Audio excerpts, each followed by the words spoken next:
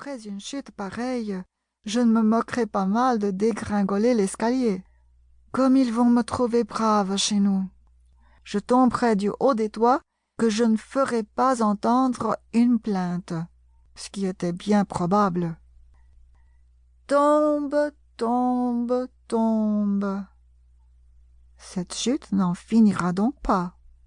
Je suis curieuse de savoir combien de milles j'ai déjà fait, dit-elle tout haut.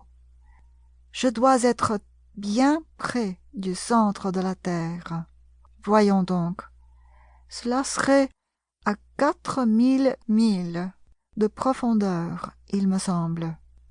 Comme vous voyez, Alice avait appris pas mal de choses dans ses leçons, et bien que ce ne fût pas là une très bonne occasion de faire parade de son savoir, vu qu'il n'y avait point d'auditeurs, cependant, c'était un bon exercice que de répéter sa leçon. Oui, c'est bien à peu près cela. Mais alors, à quel degré de latitude ou de longitude est-ce que je me trouve? Alice n'avait pas la moindre idée de ce que voulait dire latitude ou longitude, mais ces grands mots lui paraissaient beaux et sonores. Bientôt elle reprit. Si j'allais traverser complètement la terre, comme ça serait drôle de se trouver au milieu de gens qui marchent la tête en bas. Aux antipathies, je crois. Elle n'était pas fâchée cette fois qu'il n'y eût personne là pour l'entendre, car ce mot ne lui faisait pas l'effet d'être bien juste. Mais j'aurais alors demandé le nom du pays. Pardon, madame, est-ce ici la Nouvelle-Zamble ou l'Australie? En même temps, elle essaya de faire la révérence. Quelle idée! Faire la révérence en l'air. Dites-moi un peu, comment vous y prendriez-vous? Quelle petite ignorante, pensera la dame, quand je lui ferai cette question. Non, il ne faut pas demander cela. Peut-être le verrai-je écrit quelque part. Tombe, tombe, tombe. Donc Alice, faute d'avoir rien de mieux à faire, se remit à se parler. Dinah remarquera mon absence ce soir, bien sûr. Dinah, c'était son chat.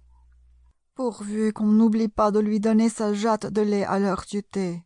Dinah, ma minette, que n'es-tu ici avec moi?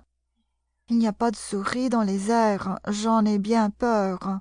Mais tu pourrais attraper une chauve-souris, et cela ressemble beaucoup à une souris, tu sais. Mais les chats, mangent-ils les chauves-souris?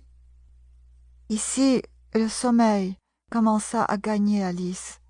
Elle répétait, à moitié endormie. Et les chats, mangent-ils les chauves-souris? Oh, les chats, mangent-ils les chauves-souris? Et quelquefois, les chauves-souris mangent-elles les chats? Car vous comprenez bien que, puisqu'elle ne pouvait répondre ni à l'une ni à l'autre de ces questions, peu importait la manière de les poser. Elle s'assoupissait et commençait à rêver qu'elle se promenait tenant Dinah par la main, lui disant très sérieusement « Voyons, Dinah, dis-moi la vérité. As-tu jamais mangé des chauves-souris ?» Quand tout à coup, pouf, la voilà étendue sur un tas de fagots et de feuilles sèches, et elle a fini de tomber. Alice ne s'était pas fait le moindre mal. Vite, elle se remet sur ses pieds et regarde en l'air. Mais tout est noir là-haut. Elle voit devant elle un long passage et le lapin blanc qui court à toutes jambes.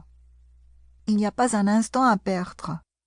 Alice part comme le vent et arrive tout juste à temps pour entendre le lapin dire, tandis qu'il tourne le coin, « Par ma moustache et mes oreilles, comme il se fait tard !»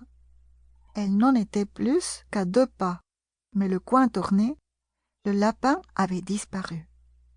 Elle se trouva alors dans une